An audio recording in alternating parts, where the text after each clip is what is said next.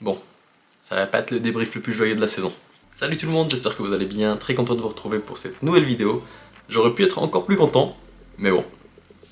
Le PSG on a décidé autrement, malheureusement. Mais voilà, on va quand même débriefer ce petit match qui était quand même riche en enseignements, même très riche en enseignements, pour les deux équipes, que ce soit le Bayern ou le PSG. Donc voilà, on va en parler. Commençons le débrief, let's go. Et commençons ce débrief en parlant de cette première mi-temps parfaite de la part de Paris. LOL. Les gars, est-ce qu'on n'a pas vu la première mi-temps la plus nulle de la part du PSG cette saison? Car là, je pense qu'on a vécu une des premières mi-temps les moins abouties de l'ère Luis Enrique. Et je le pense vraiment. Et le pire, c'est que ça s'est vu dès le début de match. Dès la première minute, on a vu qu'on n'arriverait pas à déployer notre jeu. On n'a pas du tout réussi à déployer notre jeu. Le pressing du Bayern a été très pertinent. Et surtout le contre-pressing. Parce qu'en fait, il n'y avait même pas tant de pressing que ça, c'était surtout leur contre-pressing qui était très fort.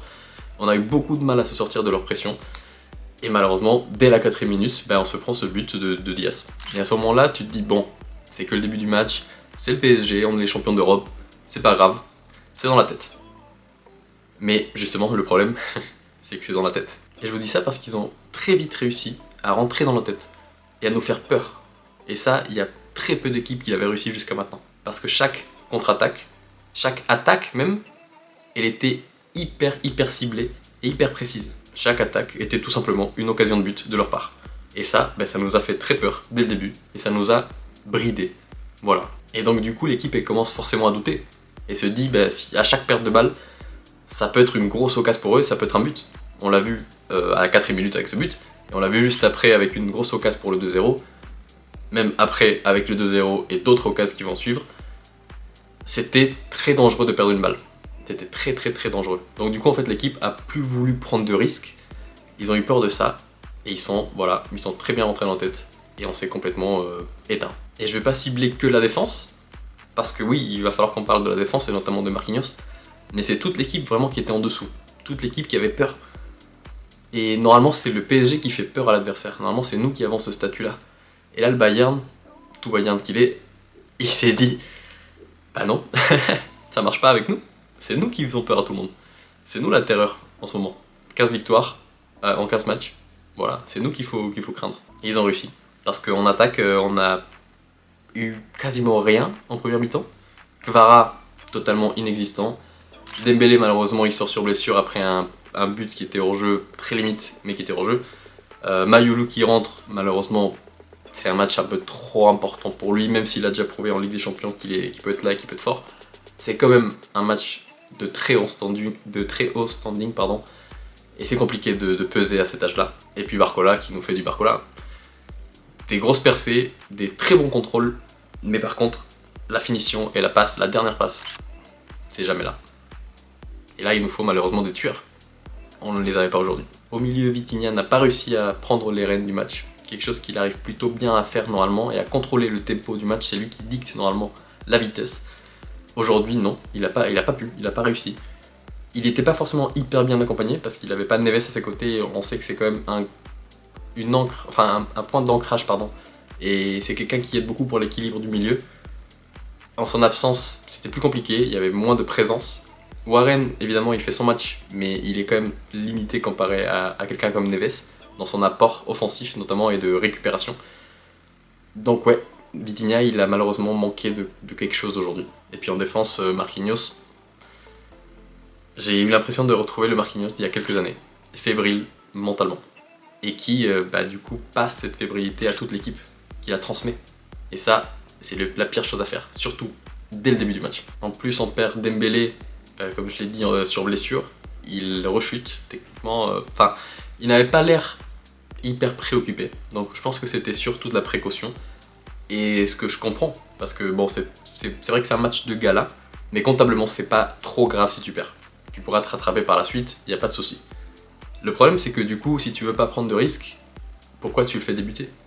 Si tu sais qu'il y a ce petit risque qui se blesse, on l'avait vu à la fin du match ce week-end, qui se tenait les ischios, c'était où je sais plus si c'était les ischios ou les quadriceps. Mais en tout cas, si tu sais qu'il y a quelque chose, tu prends pas de risque dès le départ. Et puis juste après, on va se prendre ce deuxième but qui nous a complètement gelé. C'était assez impressionnant à voir. Vraiment, j'étais choqué de voir Paris comme ça, complètement figé, genre sans savoir comment réagir, quoi faire. C'était bizarre, ça fait très longtemps, enfin ça faisait très longtemps qu'on n'avait pas vécu ça avec Paris, et c'était assez flippant même.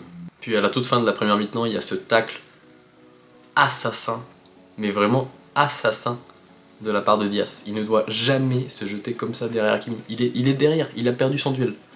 Pourquoi tu te jettes comme ça à 100%, tu sais que tu vas lui prendre la cheville. Mais c'est sûr, tu peux pas prendre de ballon, c'est impossible. Donc tu vas prendre le pied. Et franchement, les images sont glaçantes parce que même sur le direct, t'entends le cri d'Hakimi. Tu l'entends en direct, tu sais que c'est pas du bluff.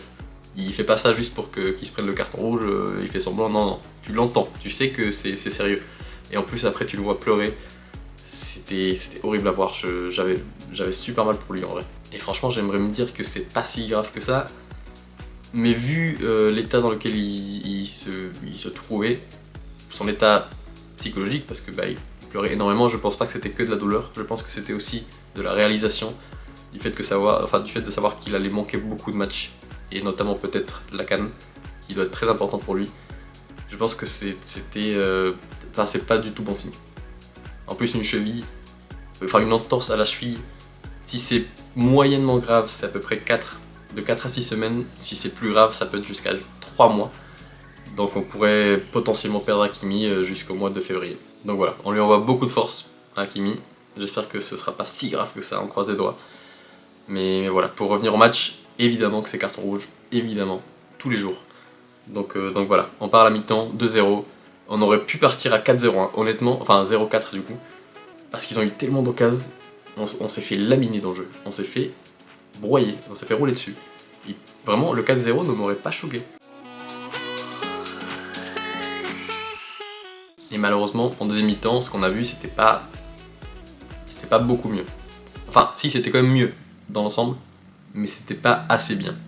Et je pense que c'est un gros axe d'amélioration pour Paris. On va en parler, mais c'est le fait de ne pas savoir quoi faire avec le ballon, ne pas savoir comment transpercer une défense qui est très bien regroupée, comme celle du Bayern. Et ça, ça a complètement manqué.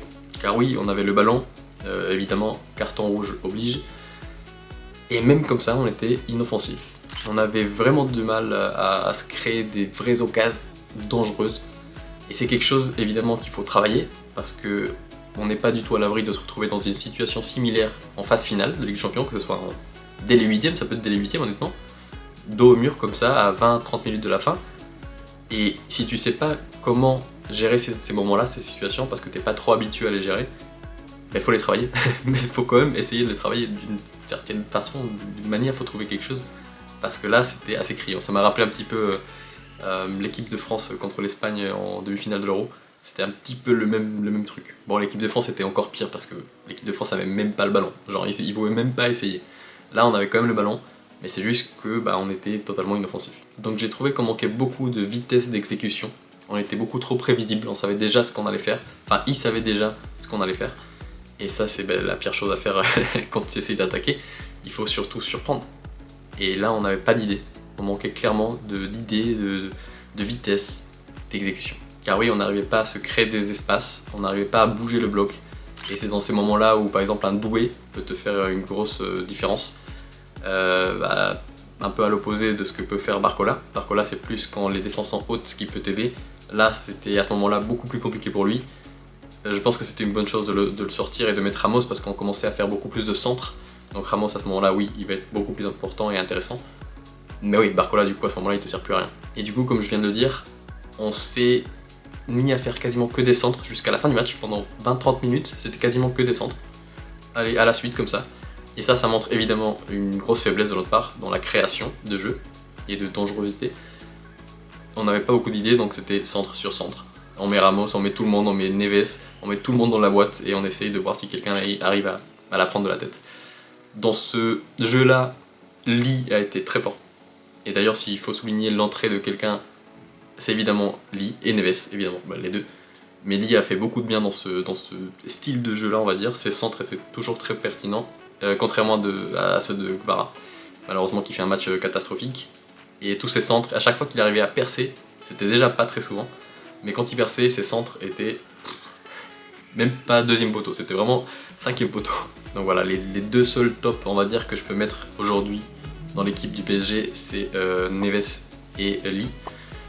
C'est ceux qui ont un petit peu dynamité le jeu. C'était pas non plus la révolution, mais ils ont quand même pas mal aidé à faire en sorte que le PSG se réveille un petit peu. Et en termes de flop, bah l'équipe, tout simplement, l'équipe. Et bah si je dois en ressortir quelques-uns, on va dire un par ligne, ce serait au milieu Vitinha. Et j'en ai parlé vite fait en début de vidéo, mais s'il est, disons qu'il est officiellement 3e meilleur joueur du monde. On se base sur sur Ballon d'Or. Bah il a pas du tout montré aujourd'hui. Il doit peser dans ce genre de match. C'est censé être le meilleur milieu au monde, avec Pedri, ça se tape. Et aujourd'hui, malheureusement, ils l'ont contrôlé, mais... Enfin, ils l'ont très très bien contrôlé. Vitinha n'arrivait pas à faire des bonnes passes progressives, il ne prenait plus aucun risque à la fin de la première mi-temps. En deuxième mi-temps, évidemment, il a beaucoup plus contrôlé le match, mais ça, je l'ai dit, c'est à cause du carton rouge, sinon je pense qu'en deuxième mi-temps, ça aurait été à peu près pareil qu'en première. En défense, je suis obligé de mettre Marquinhos. Il a clairement incarné notre fébrilité défensive et n'a pas du tout été à la hauteur de son capitanat et de son statut de vétéran et de capitaine de l'équipe, quoi. Mais bon, on va dire que c'est son match un peu de reprise. Il n'a pas joué ce week-end, il avait commencé à jouer un petit peu la semaine dernière. Donc on va dire que ok, ça passe cette fois, mais enfin 2 fois ça peut commencer à être compliqué. Et puis en attaque, je vais mettre, c'est dur, c'est dur de trancher, mais Kvara et Barcola, je vais mettre tous les deux. Pour 2 choses différentes. Barcola était très présent, il a fait pas mal d'appels, il est toujours très fort dans les contrôles, dans les accélérations, mais par contre le dernier geste à chaque fois. Et après quand la défense adverse se regroupe, là malheureusement il ne pèse plus du tout sur la défense. Et puis Kvara c'est un peu différent. Kvara était là dans l'envie, il était là, il se dépêchait, il allait toujours chercher les ballons super vite, et il les remettait, il essayait, mais malheureusement il était juste pas assez bon pour faire peur et pour dribbler et arriver à passer la défense.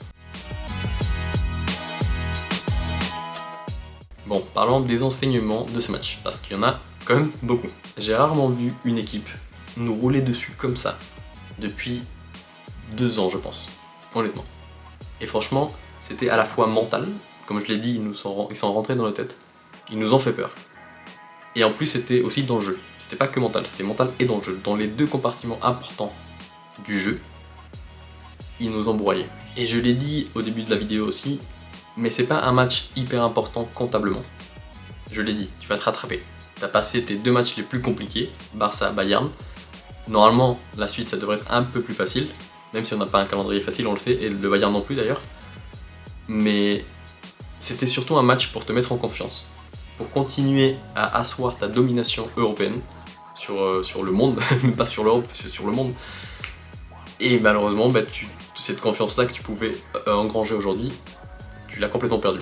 C'était un match pour te mesurer à la meilleure équipe du monde, et malheureusement, on s'est fait exploser, comme personne n'avait fait, même pas le Barça. Après, évidemment, c'est mieux que ça arrive maintenant qu'en mars, ou en avril, ou peu importe, en phase finale.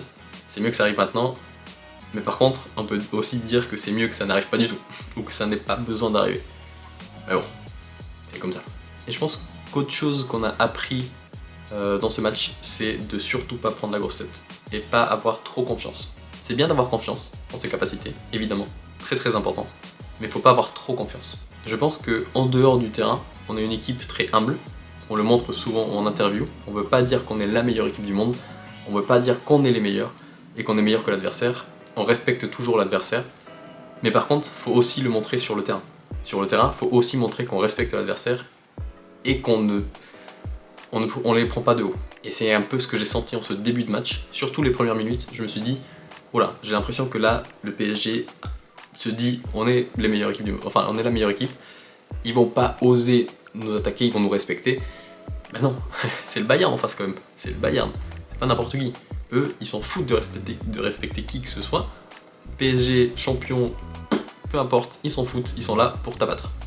Donc voilà, toi il faut que tu aies un peu la même mentalité. Parce qu'on a beau être les champions en titre, mais en dehors de nous, il y a quand même des équipes qui ont très faim, qui sont très fortes. Ensuite, et ça va être encore plus dur je pense, mais c'est qu'il va falloir apprendre à résister face à des grosses pressions comme celle d'aujourd'hui. Il faut réussir à avoir une meilleure conservation et ressortie de balles face à des grosses équipes comme ça, qui savent très bien presser. Il n'y en a pas beaucoup qui savent très bien presser comme ça, donc ça n'arrivera pas tous les jours, mais par contre quand t'en affrontes une, il faut savoir le gérer. Et d'ailleurs il nous l'avait déjà montré en quart de finale de Coupe du Monde des clubs, il nous avait fait très mal avec cette pression et cette intensité qu'ils ont toujours.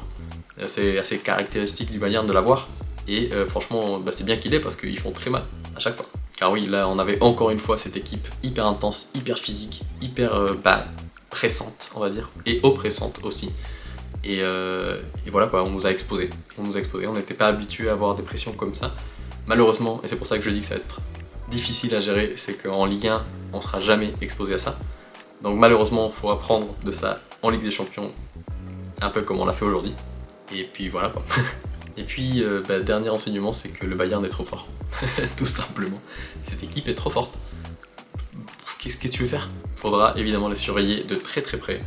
Et d'ailleurs, je vous rappelle, hein, je veux pas faire le mec, mais moi dans mes prédictions, avant que la Ligue des Champions commence, donc en septembre ou en août, je sais plus quand je l'ai faite, j'ai fait une vidéo dans laquelle je disais que pour moi le Bayern allait gagner la LDC. Voilà. Je laisse ça là, vous en faites ce que vous voulez. Non mais voilà quoi, ça va être une très belle compétition. On a beaucoup de choses à apprendre, beaucoup de choses à améliorer. On va voir si on arrive à progresser un peu comme on l'a fait l'année dernière. L'année dernière on avait mal commencé, on a beaucoup progressé, on est devenu la meilleure équipe du monde. Cette année, on part d'un peu plus haut on va dire. Mais bon, il faut quand même continuer à progresser parce qu'il y a deux équipes qui montent très très vite. Voilà. En tout cas voilà, j'espère que cette petite vidéo vous a plu. Merci d'avoir regardé évidemment. Dites-moi si vous êtes d'accord ou pas d'accord avec ce que j'ai dit. Peut-être que j'ai manqué des choses. Je fais cette vidéo à chaud parce qu'il est... Quelle heure il est? Il est pile 19h. Je suis au Québec, je précise, 19h, donc le match était à 15h. Et puis voilà quoi. Donc peut-être que j'aurai d'autres analyses demain matin. Malheureusement, j'ai pas le temps, donc du coup il faut que je sorte cette vidéo demain. Et puis voilà, dites-moi si vous êtes d'accord, pas d'accord. Sinon, un petit like, un petit commentaire, ça fait toujours plaisir. Et puis sinon, ouais, c'est tout. À très vite. Ciao.